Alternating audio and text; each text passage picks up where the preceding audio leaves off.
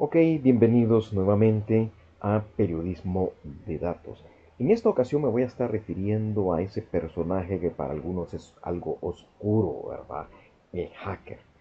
Pero también hay que hacer la aclaración que el hacker, siempre y cuando haga situaciones que están permitidas en la legislación, situaciones que son legales y que técnicamente él tiene mucho conocimiento para adquirir información, se vuelve en un personaje importante en lo que es el periodismo de datos.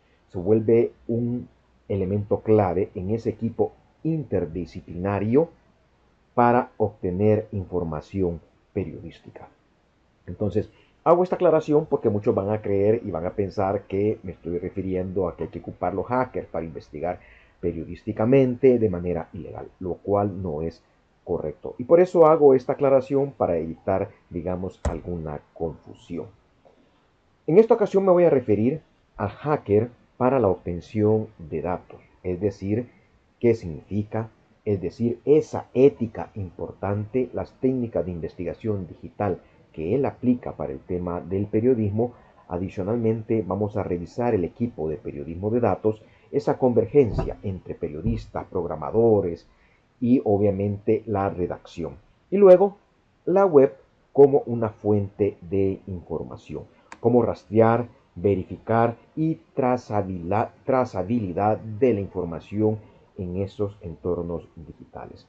Recuerda que en la web todo deja un rastro. En la web hay una serie de elementos importantes por considerar. Hablemos de este personaje. Ok, este técnico, este especialista es clave para la obtención de datos e información.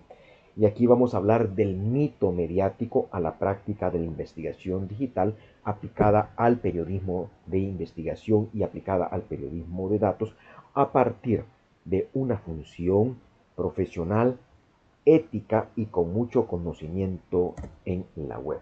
Pero, ¿qué es el hacker? Bueno, en la literatura sobre cultura digital, el término hacker designa a la persona con un dominio técnico avanzado sobre sistemas informáticos, redes y estructuras de información motivada por la exploración, la resolución de problemas y la comprensión profunda de la tecnología. A diferencia del uso mediático que equipara hacker con la delincuencia informática, la acepción original proveniente del MIT en la década de 1960 alude a la creatividad técnica y a la voluntad de abrir sistemas cerrados para comprenderlos. Entonces, si te fijas, estamos hablando de un componente de tipo legal y ético. Y aquí tenemos tres tipos de hacker. El white hat, que actúa con fines éticos y legales. Este es el que nos interesa a nosotros aplicar. El grey hat explora límites en autorización explícita sin ánimo de daño alguno. Este podríamos ocupar algunos parámetros de él. Y el black hat, que ese es el que vulnera sistemas con fines ilícitos. En el caso de El Salvador, todos sabemos que existe una ley de delitos cibernéticos donde es penalizada con cárcel los usos del black hat. Es decir, entrar a sistemas informáticos para obtener información y con esa información cometer diferentes delitos. En la ley de delitos cibernéticos eso ya está establecido y ya está incluso penalizado con la cárcel. Veamos un poco en el tiempo el origen. En Haití, primero hacker como programadores virtuosos y exploradores de sistema en la década de los 60. Luego en los 80 se popularizó el término junto a la cultura de la BBC y el software libre. Luego en los 90 ya hay una asociación mediática con delitos informáticos y ciberseguridad. En los 2000 hay el surgimiento del activismo y filtraciones masivas de datos. Mira qué importante es este componente porque estos grupos obtienen información sobre diferentes acontecimientos o sobre diferentes bases de datos y la filtran. Y esa información pues es de acceso a muchas personas. Obviamente alguna de esa información puede tener implicaciones legales porque puede estar restringido su manejo en los diferentes países. Y en la actualidad también tenemos esa integración de habilidades de hacker en redacción de periodismo de datos. ¿Cuál es la ética de un hacker y su vínculo con el periodismo? En primer lugar, acceso libre a la información. El flujo abierto de datos como una condición para la rendición de cuentas. Descentralización. Hay una desconfianza de la autoridad centralizada, es decir, gobierno, por así decirlo, y hay una verificación independiente de las fuentes. Mérito técnico. Hay una valoración del conocimiento y la habilidad por encima de las credenciales formales y la transparencia y escrutinio. Es decir, los sistemas informáticos o institucionales deben poder auditarse. Del hacker al periodismo de datos. La investigación periodística contemporánea incorpora competencias propias de la cultura de hacker, capacidad de explorar sistemas, automatizar procesos y extraer fuentes de información o extraer datos de fuentes que son técnicamente bastante complejas. Esta convergencia no implica la instrucción legal, sino la aplicación de una lógica exploratoria a fuentes públicas y semipúblicas. Si te fijas, no estamos trabajando en aspectos ilegales. Estamos trabajando con lo que está disponible. Claro, alguien que no conoce de estas formas o de esta técnica, lo más probable es que no va a obtener ningún resultado. Hay una curiosidad técnica: explorar base de datos, código de fuentes y estructuras web como si fueran documentos, y allí obtienes información importante. Hay un pensamiento sistémico, es decir, se identifican patrones y relaciones ocultas en grandes volúmenes de información. Y la automatización es describir los scripts para recolectar, para limpiar datos a escala en lugar de hacerlo manualmente. Y ahora con el tema de la IA, esto se facilita aún más, porque puedes ocupar la IA para hacer esas revisiones. Muchos proyectos internacionales, muchos medios internacionales están ocupando la IA para poder buscar esos patrones. Y así se han descubierto muchas investigaciones periodísticas. Pero ¿qué técnicas aplicadas a la obtención de datos podemos tener? Web scraping, esta me gusta mucho en lo particular, porque es una extracción automatizada de datos públicos en sitio web mediante script, cuando no existe una estructura de descarga. Pero aquí puedes ocupar diferentes herramientas para poder obtener esa información y luego descargarla en una base de datos o descargarla en archivos Excel que te permita llevarlo a otros programas para hacer una limpieza y análisis. Consumo de las APIs. Mira, ese acceso programático a datos ofrecidos por instituciones, por plataformas y organismos públicos. Y luego tenemos el OSINT, que es la inteligencia de fuentes abiertas, es decir, ese cruce sistémico de información dispersas en registros públicos, redes sociales y bases documentales. Y obviamente las solicitudes de acceso a la información, donde hay marcos legales en los diferentes países con el tema de la transparencia para obtener datos no publicados voluntariamente. Sin embargo, y aquí vale la pena aclararlo, en el caso de El Salvador, por ejemplo, no hay información. En el caso de El Salvador hay un bloqueo sistemático a las solicitudes de información y lo que te dicen es que están reservadas, que no existen o que nunca se han procesado. Entonces, si te fijas, cuando te encuentras con estos valladares, tienes que buscar otras instancias, otros recursos y otras técnicas para tratar de obtener información. Veamos algunas investigaciones que combinaron la técnica y el periodismo. Bueno, el conocido Wikileaks, allá por el año 2010, publicación de cables diplomáticos y registros militares filtrados, colaboración con medios para su verificación y contextualización. Las Offshore Leaks, conocido como Panama Papers, 2013-2016, análisis de millones de documentos financieros mediante bases de datos y herramientas de minería documental compartida entre periodistas y programadores. Este fue un ejercicio a nivel mundial que se hizo y que dio unos resultados interesantes de cómo políticos, como figuras públicas estaban creando empresas en Panamá para luego llevar el dinero ahí.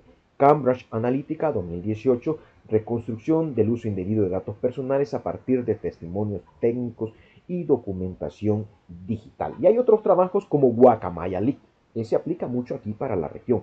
Se dio una filtración de datos en la Ciudad de México del ejército y la policía. ¿Y sabes qué? En esos datos había mucha información de El Salvador. ¿Y por qué había mucha información de El Salvador? Porque les habían compartido el software a la Fuerza Armada y a la Policía Nacional Civil de El Salvador. Y ahí es donde el Faro, es donde Factum obtuvieron mucha información sobre la liberación de pandilleros como el CRO, de acuerdos con las pandillas, de cómo lo protegieron y lo sacaron fuera del país. Entonces, si te fijas, con Guacamaya Leaks se dieron unos datos interesantes a nivel de correos electrónicos, memorandos, una serie de información confidencial que por medio de esa filtración los medios pudieron tener acceso y publicar sendos reportajes.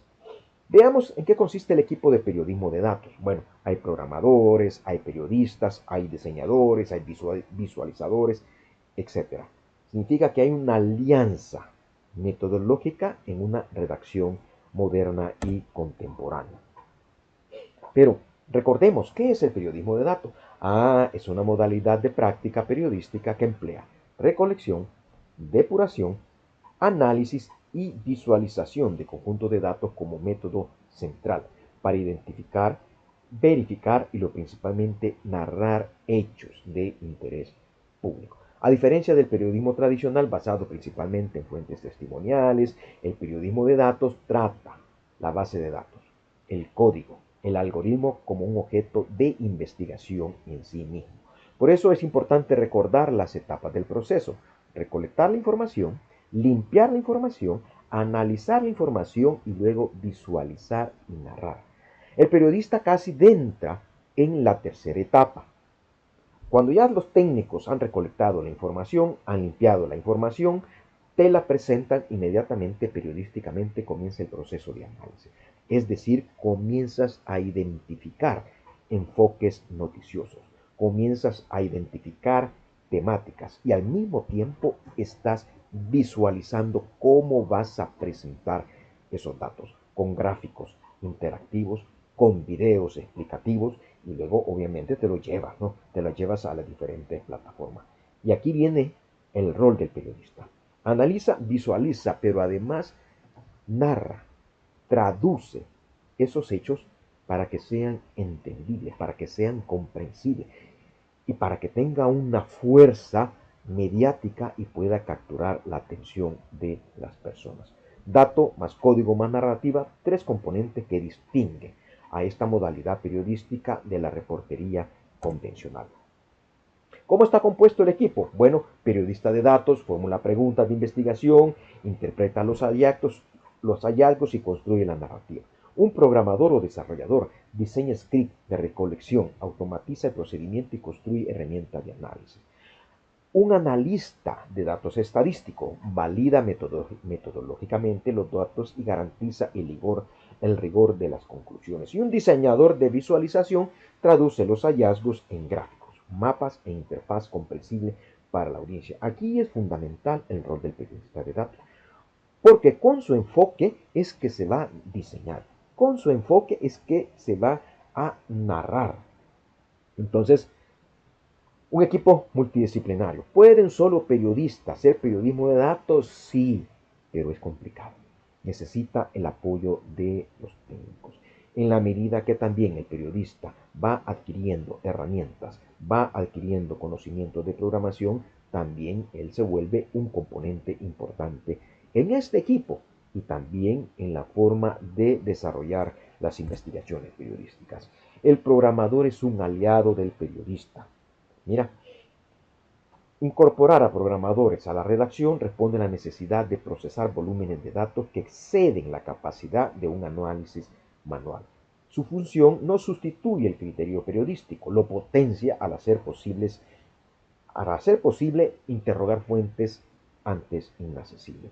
Construye rapadores, los scrappers, los conectores API, automatiza la limpieza y estructura de base de datos con diferentes programas, desarrolla aplicación de visualización interactiva, implementa controles de calidad y reproducibilidad del análisis, aplica métodos de seguridad digital para proteger fuentes y datos sensibles, porque también pueden entrar otros hackers y te pueden dañar, y traduce hallazgos técnicos a un lenguaje comprensible para editores. Yo recuerdo cuando fue el caso del presidente Tony Saca, la Fiscalía General, fíjate, la Fiscalía General puso peritos a analizar volúmenes de transferencia.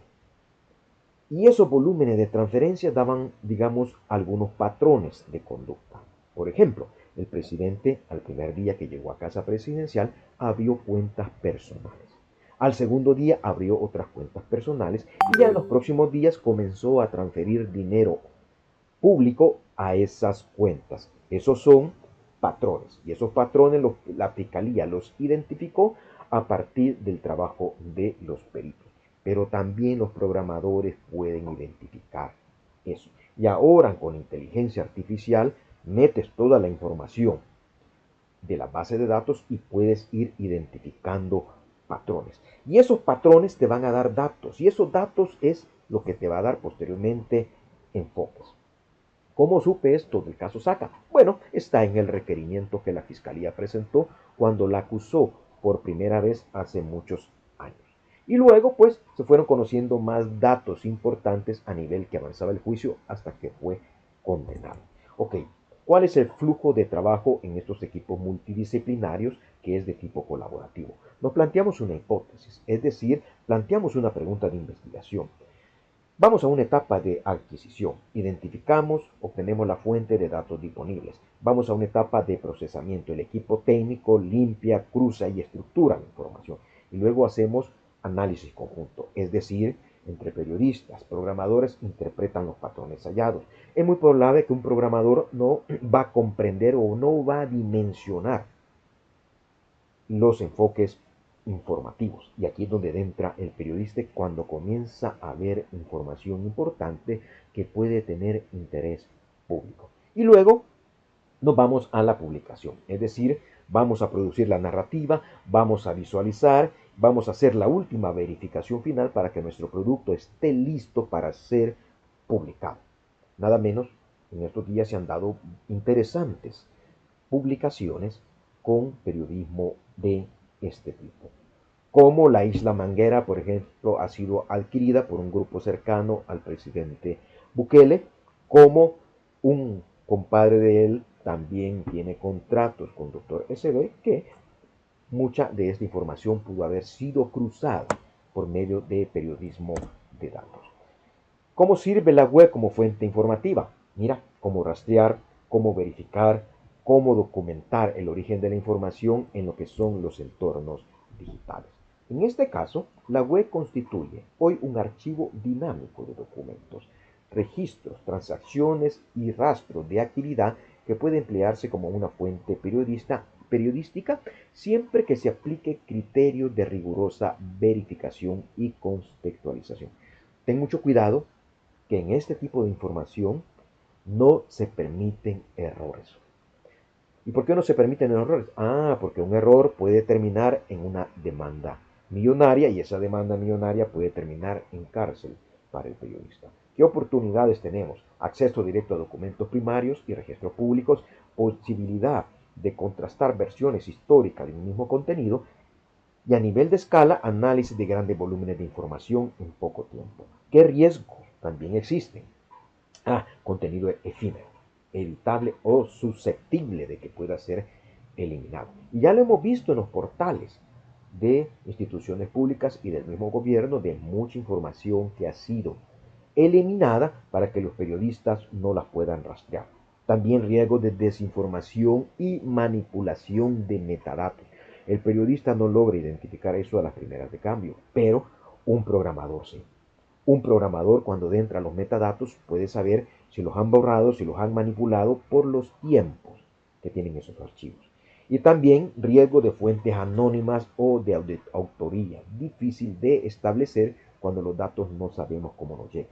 A los periodistas nos llega mucha información. Mira, quiero decirte que yo me ha llegado mucha información y a veces no le he publicado porque no le he podido confrontar. Recuerdo el caso de Norman Quijano, por ejemplo. Hace muchos años me llegó por una fuente que Norman había sido detenido en Estados Unidos. Y yo pregunté a muchas personas cercanas y allegadas con él. Ninguna me pudo confirmar de su detención en Estados Unidos por un componente migratorio. Entonces, como no pude confrontar, nunca pude publicar nada. Con el tiempo se conoció la deportación de Norman y luego pues fue llevado a un penal. Ahí dije yo, sí era cierto el hecho, pero lastimosamente no lo pude comprobar, no lo pude verificar. Y esos son los riesgos en el periodismo. Cuando haces un periodismo responsable, no puedes dejarte ir a las primeras. Tienes que verificar, tienes que confirmar para estar seguro de lo que estás publicando. ¿Cómo seguir la pista en la web? Bueno, los metadatos de los archivos, documentos, imágenes y PDF conservan datos de autoría, fechas, software de origen que permiten transar su procedencia. Los registros Voice y DNS identifican al titular, fecha de creación y servidor asociado a un dominio o sitio web. Encabezado y códigos fuentes. Mira, el análisis HTML y la cabecera HTTP revela tecnologías, autoría y enlaces ocultos que pueden existir.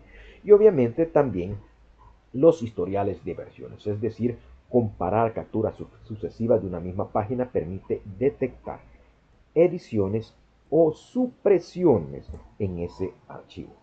¿Qué herramientas de rastreo digital puedo mencionarte? Bueno, Waywatch Machine, es decir, un archivo en Internet. Consulta de versiones históricas de páginas web, incluso tras su eliminación. Caché de motores de búsqueda, acceso a copias indexadas de un contenido previamente publicado. Operadores de búsqueda avanzada, filtros por dominio, tipo de archivo o fecha para acotar la búsqueda documental. Herramientas de metadatos y geolocalización, es decir, extracción de datos Excel, coordenadas de información, técnicas de archivo multimedia. Si puedes ver, hay una serie de recursos técnicos. Claro, algunas de estas cosas no las manejamos ni las conocemos nosotros. Importante siempre, en el periodismo de datos, verifica y aplica la ética de las fuentes digitales. Ningún rastro digital constituye pruebas por sí solo. La verificación cruzada con al menos dos fuentes independientes sigue siendo el estándar mínimo del periodismo de datos. Y aquí es importante un componente de legalidad. Emplear únicamente técnicas de acceso lícitas. Distinguir la exploración de fuentes abiertas de la instrucción no autorizada y tener mucho cuidado porque te puedes meter en un problema. La proporcionalidad, recabar solo los datos necesarios para la investigación de interés públicos, la protección de las fuentes. Todos sabemos que el periodismo debe de proteger la identidad de sus fuentes, obviamente por los temas de vulneración de los datos. La trazabilidad, documentar el método y obtención de procesamientos para permitir su auditoría y decirlo públicamente, estos datos se obtenieron siguiendo este proceso para desvirtuar cualquier componente de tipo legal. Por último, para cerrar esta sesión, la técnica del servicio del interés público. Eso es periodismo de datos. La técnica hacker, acceso abierto, escrutinio y mérito técnico. Converge con los principios clásicos del periodismo de investigación. El periodismo de datos exige interdisciplinarios donde periodistas y programadores comparten metodología y criterios editoriales. La web, tratada como archivo y como fuente, requiere métodos rigurosos de rastreo, verificación y documentación. Y finalmente, la legalidad, la proporcionalidad y la protección de las fuentes debe de guiar todo procedimiento técnico de periodismo de datos. Ha sido un gusto que me acompañes en esta sesión y bueno, vamos a seguir hablando de periodismo de datos, que es lo que nos encanta.